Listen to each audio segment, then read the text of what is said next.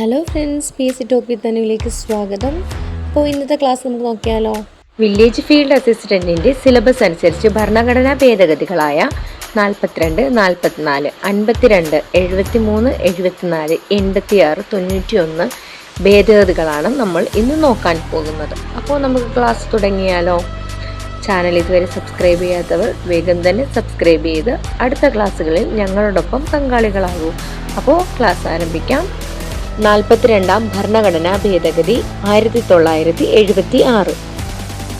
42ാം ഭരണഘടനാ ഭേദഗതിയുടെ പ്രധാന സവിശേഷതകളാണ് മിനി കോൺസ്റ്റിറ്റ്യൂഷൻ എന്നറിയപ്പെടുന്നത്. ഇതാണ് സ്വരൺ സിംഗ് കമ്മിറ്റിയുടെ ശുപാർശയുടെ അടിസ്ഥാനത്തിലാണ് ഈ ഭേദഗതികൾ കൊണ്ടുവന്നത്.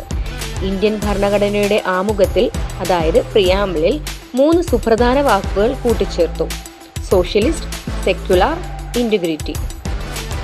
ഇത് വളരെ ഇമ്പോർട്ടൻ്റ് ആയിട്ടുള്ള ഭരണഘടനാ ഭേദഗതിയാണ്.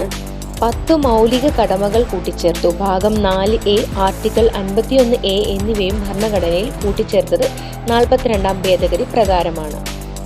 ഇതിൽ എടുത്തു പറയേണ്ടത് 5 വിഷയങ്ങളെ സംസ്ഥാന ലിസ്റ്റിൽ നിന്നും കൺകറന്റ് ലിസ്റ്റിലേക്ക് മാറ്റി. അത് ഏതാണെന്ന് നമുക്ക് നോക്കാം.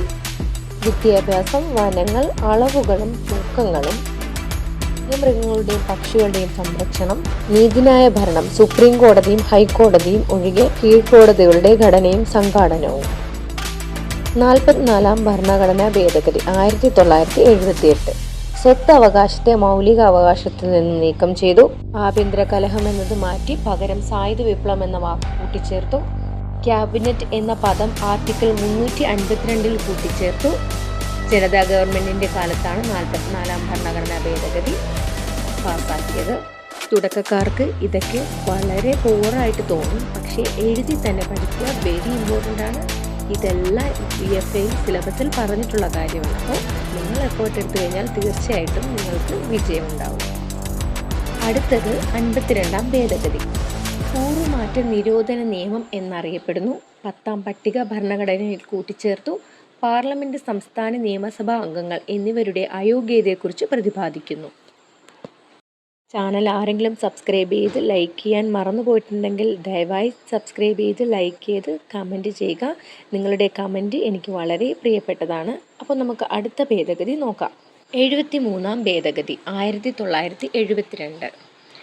പഞ്ചായത്ത് രാജ് ആക്ട് നിയമം എന്നറിയപ്പെടുന്നു. പഞ്ചായത്ത് രാജിന് ഭരണഘടനാ സാധുത നൽകി. 11ാം പട്ടിക ഭരണഘടനയിൽ കൂട്ടിച്ചേർത്തു. ആർട്ടിക്കിൾ 243 മുതൽ 243O വരെ ഭരണഘടനയുടെ ഭാഗം 9 കൂട്ടിച്ചേർത്തു. ഇത് പഠിക്കാൻ വളരെ എളുപ്പമാണ്. 73, 74 നമ്മൾ അടുത്ത് കിടക്കുന്ന 2 അമെൻഡ്മെൻറ്റുകളാണ്. അപ്പോൾ 73 പഞ്ചായത്താണെങ്കിൽ 74 നഗരപാലികയാണ്. അതായത് ആദ്യം നമ്മൾ ഊന്നൽ കൊടുക്കേണ്ടത് പഞ്ചായത്തിനാണ്.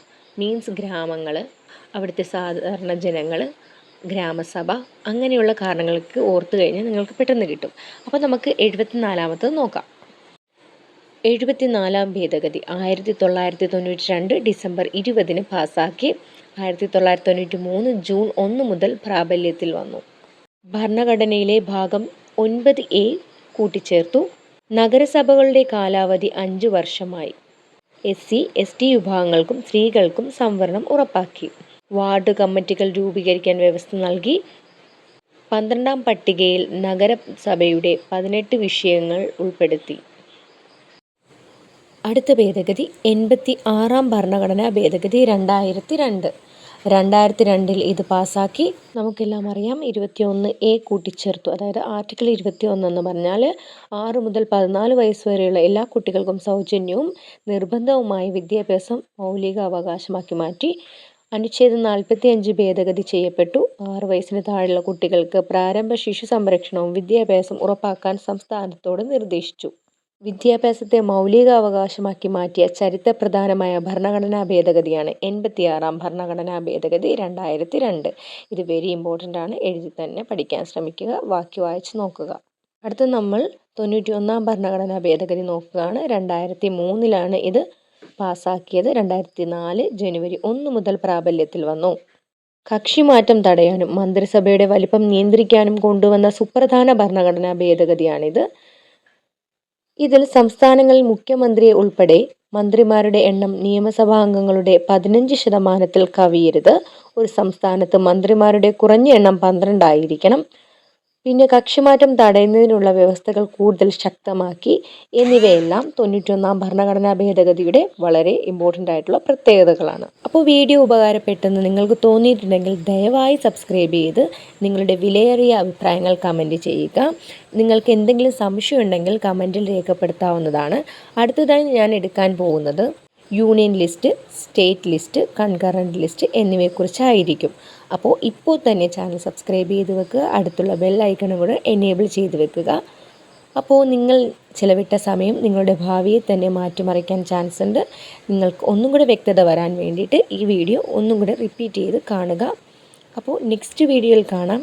എല്ലാവർക്കും വിജയാശംസകൾ. ടാറ്റാ.